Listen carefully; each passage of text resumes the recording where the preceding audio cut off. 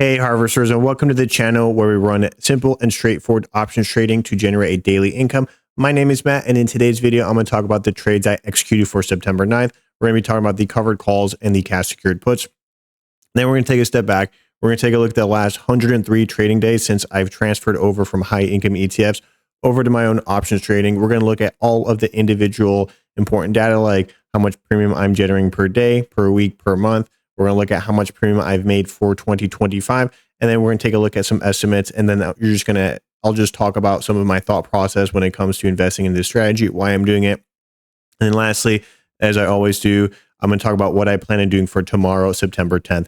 So let's get the ball rolling. The first thing I like to show on my channel is my account value. And that's more so for two reasons. One, transparency. Two, this is the amount of money I'm using to generate my premium every single day, or depending on whatever I'm doing for that week. Currently at $201,428. This number is a little bit inflated because of Oracle earnings were today, and it absolutely skyrocketed the stock. And my gain was capped at $240 a share. Oracle skyrocketed into the 300s, so I theoretically, this number is going to go down about $12,000 come Friday once all of my options settle. But this is the number. It'll go down, so realistically, it's probably 188,000. But let's head over to the spreadsheet and let's start talking about the last 103 trading days. This is the favorite part to my videos, talking about the holistic picture. And let's begin. For September 9th, I was able to lock in $1,005 of either premium or appreciation gain. About $150 was from premium, and then the remaining was appreciation gain that I locked in. Bought some shares, some QQQ shares at the 577, 576. They bumped up. I chose the 581 strike price. So between that 577 to 581 plus the premium, locked in $1,005. So that's how I came up with that number. And from what we saw, my Robinhood account is at $201,508. So there is that. In 2025, guys, we have hit the $40,000 mark, which was absolutely wild. Did that in 103 trading days. Realized $40,164 of gain.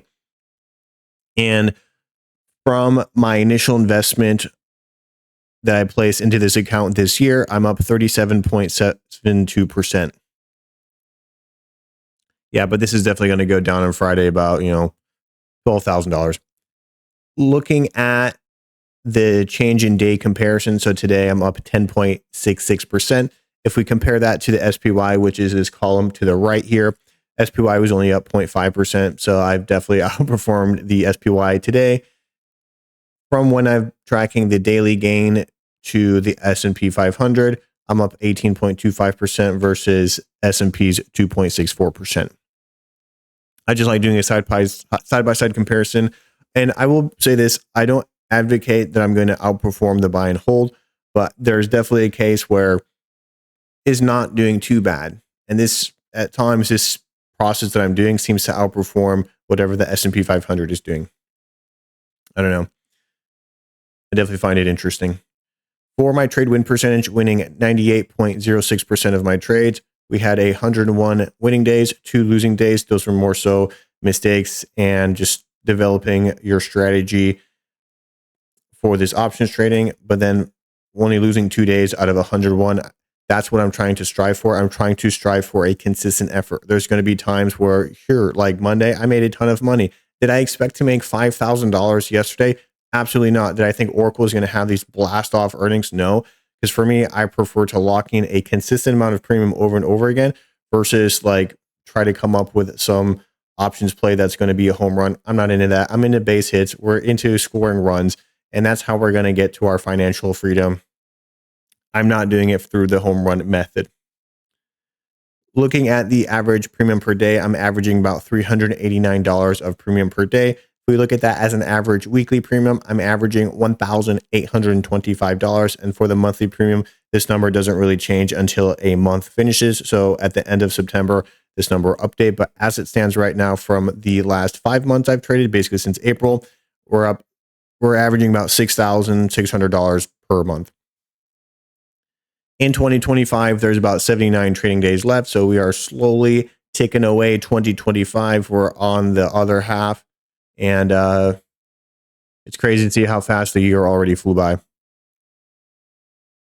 Looking, and there's, if we take that 79 days and look at that as a week, there's about 16 weeks left. Now let's talk about the remaining of 2025, what some expected returns will look like, or what I'm aiming for. From how I'm currently trading, I theoretically should make another $29,000 more out of this 40,000. So that should be what, 69,000. Yeah, yesterday was a huge premium type of day, and it definitely was driving some of these numbers up. So I definitely think my average is closer to about $1,500 a week. So I'd probably say maybe $25,000 more for the remainder of 2025. But ideally, what I'm realistically aiming for is about $8,000 a week for at least this year. So that would be a total of about $16,000 more. So 16,000 more to 40 is about 56,000 for 2025 if we came up with that estimate. So we'll see if that plays out. I definitely think there might be a little bit of a course correction, especially since it's September, October. But the problem is markets were pretty hot. At least I chose the right stock for a little bit.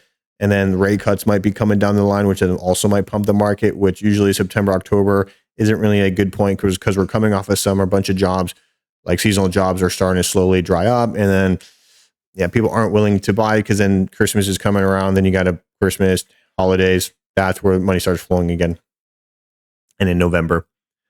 Cool. If we look at this yellow section here, average yearly premium in 2025, I'm not going to be able to trade for a full year period. So I decided to project some of the numbers for a 12-month period. So looking at my average weekly premium, we multiplied that by 52 because there's 52 weeks in a year, came up with $94,000 or close to $95,000. And if we look at that as a percentage, that's somewhere around 65% return.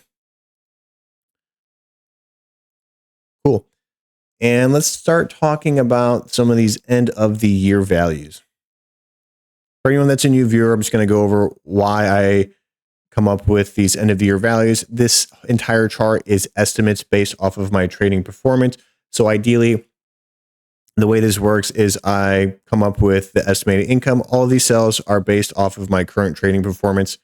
And then the thought process is at the end of the year, I'm going to cell log all of the data to be completely accurate. And then the follow-on years, 2026 and on, these are going to be estimates based off my trading performance. So if the markets are green and bullish, all these numbers are going to trend in the green direction. If the markets are going to be bear, correction, they're going to be red. So they're going to also trend in the opposite direction. But ideally, for 2025, I theoretically should make about $69,000. As we noted here, we had this 40,000 plus this estimated hopeful for number based off of my average weekly premium. And then I'm going to have to pay some taxes, but it is what it is. End of the year value should be about $206,000. Net gain after taxes is going to be about $45,000. And then that should be a 31% return once all the dust settles. Every time I talk about this specific section, a lot of people start talking about the 401k, trading your 401k.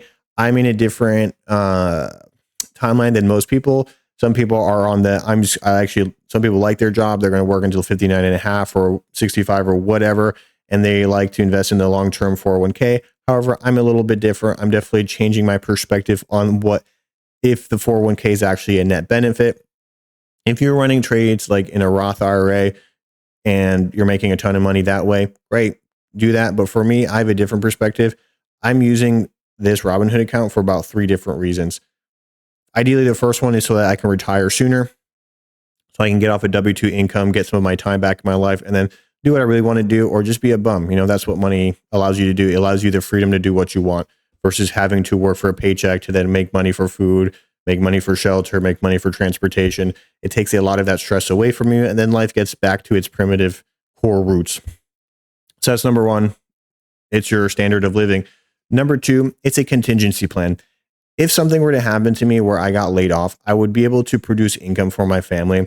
I have a fiance, but that's about it. But if throwing kids into the mix, right? Say you get laid off, there would be a little bit less stress because you're still able to bring in some sort of money. And if you had this amount of money tied up in a 401k, you wouldn't be able to use it. Or if you wanted to use it, you'd have to pay a penalty to pull it out. So therefore, I would prefer a mechanism that I would just be able to generate money off the income, generate premium off of my account value, and I can use that money to live off of. So there's like a fail-safe mechanism in the case something happens, right? And number three, if you actually like your job, this could just be an additional tool to increase your quality of life. Like instead of, buying the car you don't want, with this option strategy, you'd be able to then afford the premium or the monthly payment. So then you could buy the car that you want. Maybe you can buy a more expensive house because of the way you're trading. You can go on that vacation and take your family, spoil it. And so your quality of life might increase. So there's three different net benefits to running your options this way versus trying to put it into a 401k. 401k, I still do it. I do right now. I actually transferred my 401k because I was trying to max it out the last 3 years in a row.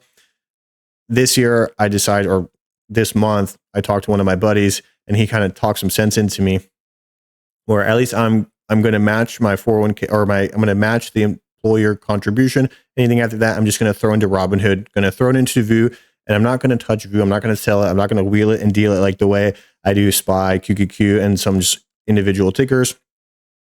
But I would be able to borrow against it so that I can continue making more and more premium. So therefore, that's what the strategy is. And from anyone that's been watching my videos, I definitely have been talking that 2030 is that first, mile marker that I'm really going to make a determination. Hey, could I actually live off of this money? And by that point, we have to come up with a strategy, because sure, if we look at this estimated income, we'll be making $547 of realized gain. So that's capturing some upside, capturing some premium. So we'd really have to figure out how much money do we still have to leave back into the portfolio to either find a certain chunk to live off of, find a certain chunk to then keep in the market, because, as the markets progress and, SPY is going up, 10, 12% a year, you have to at least leave some of that type of capital that you're gaining inside the account so that you can continue buying 100 shares of an underlying 100 shares of stock and then be able to make premium and income off of it. So you have to keep a certain percentage into the account. So I'm thinking maybe 50%. So at 2030, half of $547,000 is about what? 275, 250-ish. That should be plenty of money to live off of, especially if you don't have to commute to work, and you live a relatively modest lifestyle. But maybe I might get greedy. Maybe we want to take kids to private school. Maybe we want to have the best life for them. So then once, I don't have kids right now, but once we get to that point, once my fiance start getting there, maybe 2030 is actually more realistic. Continue grinding at work for 10 years, pay off some debts. Maybe hopefully by then, sacrifice a little bit, one vacation a year so I can pay off the house sooner. So that once you have your house paid off, you don't need as much money. You just need enough money so that you can figure out a number that's going to give you a good quality of life. How many vacations do you really need a year? Are those vacations actually making you happy? Are you doing it for yourself, or are you doing it because you want to show off to your friends? So it really just depends on what you actually want in your life. I personally rather have a little bit less vacations, but then be financially stable, than not have to be forced to do a W-2 to survive in the economy. But it is what it is. But yeah, 2030 is that first touch point. 2035, if I'm making $3 million annually per year at 2035, I'm not working. That's more than enough money. The account should be at $7 million. And I always say this too. This would be a fantastic number. Do I realistically think I'm going to be making, 50, 60% return and then after taxes 42? I don't think so. There's going to be a point where there's going to be a correction market, and I'll probably be making, by the time everything averages out, maybe 20%, 30%. But 40% is a little, I definitely think it's a little bit out there. But, I will always say this as well. A man can dream. It might actually happen. I mean, from what we've seen thus far, that's exactly what's been happening. But, let's take a look here. And then just for the dreamers, because I'm a dreamer, by 2058, based off of how we're currently trading, from the small sample size I have, I've only been doing this since April 11th. You guys are actually caught me at a good time where I was trading, or I swapped different strategies, and it'll be interesting to see if we can get here. But by 2058, if everything stays exactly the same, with a caveat, I have a small sample size of data to go off of, I should be making $10.4 billion. Someone in the comment section in my previous video said that you want to be part of the 3 comma club. I laughed so hard when I read that. Yep, I should have an account of $22.7 billion. Half of this would be fantastic. 1/10 of this would be fantastic. 1/20th of this would be fantastic by 2058.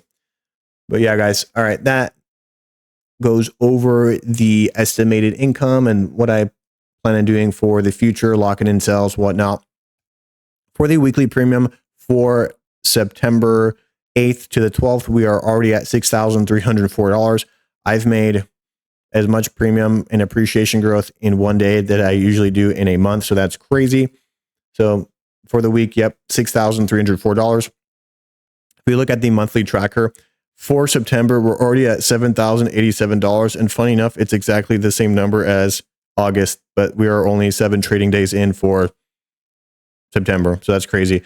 If I have 2 very modest weeks, because we still have the rest of this week that we need to wrap up, and then we still have 2 more trading weeks in September. If I have very normal weeks where we're making $1,000 a month or $1,000 a week, I should hit that $9,000 club, and that will be the highest amount I've ever made in a single month. I've only been doing this for, coming on 6 months here. But that's exactly what I want to see with some of these numbers. I want to slowly see them go up over time. I don't want to see them regress, to like a 6,000 or to a 2,000. I want to see them pretty much be $6,500 or above. That's the metric point where I'm really looking for. But ideally what I'm looking for is $1,000 a week. So I've definitely been blowing way past that. Looking at margin costs, for me to make $7,000 between having some shares get it assigned to me, having to incur some margin costs, cost me only $251.31. And the way I look at this number is if I was not using margin, I would probably make about half of the income that I am right now. So imagine this: April, I only made $1,100. Imagine this: May, $4,000, June, $3,000, $3,250. July, $4,500.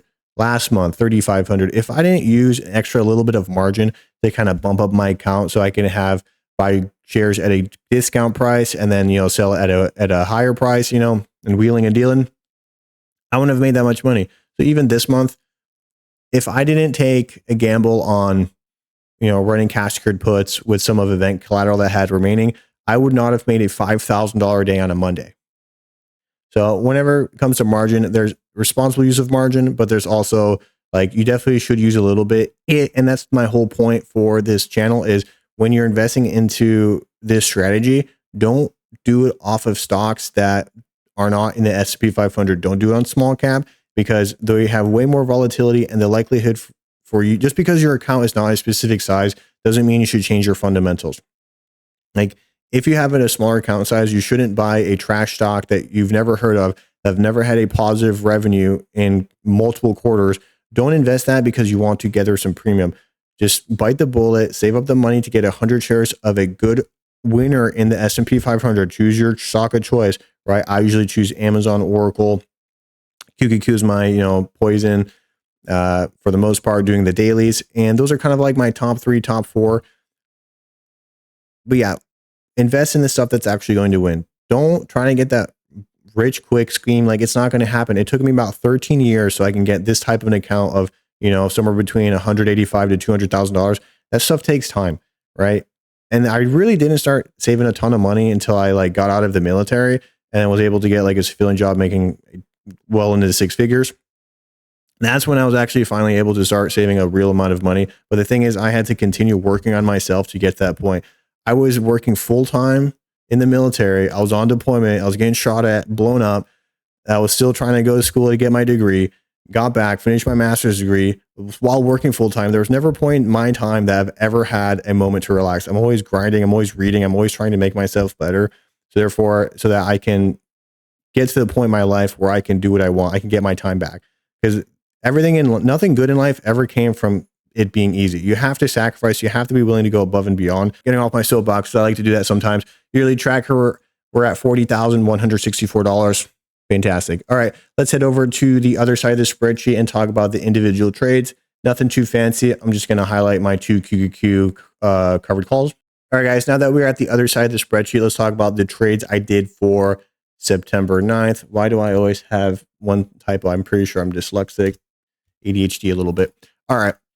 From September 9th, I have 2 different cost bases. We have the 577, 576.45, and the strike price I chose was the 581 for both of them.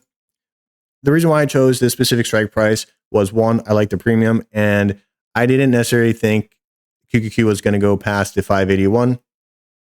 You know, if Oracle probably didn't have their massive amount of earnings, I probably would not have got these assigned today. But the or QQQ opened at the 579.70. I chose a 581. I like the premium. I was able, if these were to get assigned, because the way I trade my options is I assume at the end of the trading day, my options are going to get assigned. So for me, whenever I choose a strike price, that's the number I'm actually okay with these shares getting assigned away. So that's why I don't actually choose a strike price below my cost basis. So if I have the 577, I will not choose a strike price below 577. It will be at 577 or higher. Today was a little bit different. I chose the 581 because the market was a little bit hotter. It ended of the day at market close was the 580.47. So theoretically, I wasn't supposed to get these shares assigned away. But the way Robinhood operates is 30 minutes after the market closes, the long call holder can exercise their option. And that's what happened. You look at 5 minutes after the market closed, QQQ was already at 581. Somebody hit exercise, and then I got both my 200 shares of QQQ assigned away. But with that being said, from 581 to 577, that's a $400 of appreciation, made $75 of premium. So in total, that was $475 for one trade. My second 100 shares of QQQ, 576.45 cost basis, sold at the 581, appreciation of $455, $75 of premium, $530. That's how we came up with $1,005. Cool. Let's head over to Robinhood and let's start talking about what I plan on doing for tomorrow. All right, guys, now that we are back at Robinhood, so having the 200 shares of QQQ was actually kind of a good thing. I was able to demargin some of my shares because I did buy, 200 shares of Oracle on margin. So right now I currently have $26,000 of cash, and I do have about $88,000 or almost $89,000 of options collateral out there. That's all of my Oracle cash secured puts. But the thing about this options collateral, this isn't margin. So the way this works is Robinhood allows you to borrow collateral. So you're able to borrow money, right? So those are my Oracle cash secured puts. You're able to generate money, but you will not actually get assigned margin interest until the cash secured put gets assigned and you own the 100 shares. So theoretically, you can make more money without having to actually buy shares and incur Robinhood margin interest. So that's how I'm able to squeeze out a lot more money with such a little bit of margin interest number. So if you don't do that, I highly recommend it. There's a setting in Robinhood for event contracts, enable it, then you're able to run it this way. For event contracts, I have about $60,000 I could use right now. It will be debatable if I actually want to do that. Yeah, we'll think about it. So let's see. $26,000 in cash. I can't really buy 100 shares of anything. Oracle blew past my normal buying point of like, $23,000, $24,000, and now it's at $30,000. Maybe I could run 2 cash secured puts on Oracle, but I definitely think with the excitement of Oracle, I do think there's probably going to be a pullback. There's no way a stock goes up 27% and it's just going to maintain its value. I think there's probably going to be a little bit of a dip. But that's just speculation. I don't know if I'm actually going to do any actions on that. That's just me talking out loud here. But I do have about $243,000 of buying power. I don't want to use any more margin, so I might just run one QQQ cash secured put, trade QQQ options to sell call. Well, actually, I don't have any QQQ shares. So let's start talking about cash secured puts. So QQQ is trading at the 581.99. If we were to run a cash secured put, as the numbers stand right now, these numbers will either be like 25% lower in the morning, but sold at the 581. Maybe we choose the 580. See what this delta looks like. There's a 44% chance of this executing. $124. That doesn't seem too bad, but ideally, when I run my cash secured puts, I want to get a better deal. Yeah, for my cash secured puts, I would prefer a better strike price over a premium. However, for covered calls, I'm more so just premium generation. I have the shares. Let's lock in that premium. For cash secured puts, kind of the opposite. I prefer a better price, because then at the end of the day, I'm going to be left with this to wheel and deal covered calls. And from some of my trades I've done in the past, I ran some cash secured puts, and then I held on to QQQ shares that were a little overpriced for a few weeks. So I'd prefer to get something at a better rate here. So let's see, 578. Maybe it's 578. Yeah, I like trading for my cash secured put somewhere between like a 0.2, 0.3, 0.35, like a 35% chance of it executing. I usually tend to choose those. Let's see what this 579. I like this 579, $94 a premium. I definitely think there might be a little pullback for the QQQ if it's trading at this 582.02. It's hard to say. I don't know what the hedge funds are planning with this rate cut because I think they're going to talk about it next week. Might be a quarter point, might be a half point. Maybe they're already trying to figure out what the vibe looks like with that. But yeah, I think tomorrow I'll probably run this, 579 or this 578 cash secured put. I might just run one cash secured put. That's just kind of what I'm thinking here. Yeah, I don't really know what I want to do tomorrow. I've already made a ton of money and I don't really want to slip up buying some shares that might be a little too overpriced. So I might play it real easy, or if I do run an option, I'll run a cash secured put that's pretty far away. The premium won't be good at all, but ideally I'm trying to lock in a better price versus trying to collect that premium. I've already made $6,000 this week. That's plenty. Yeah, guys, that wraps the video. Let's stay locked in. Let's stay harvesting. Let's stay disciplined. Matt out. I'll see you in the next video tomorrow.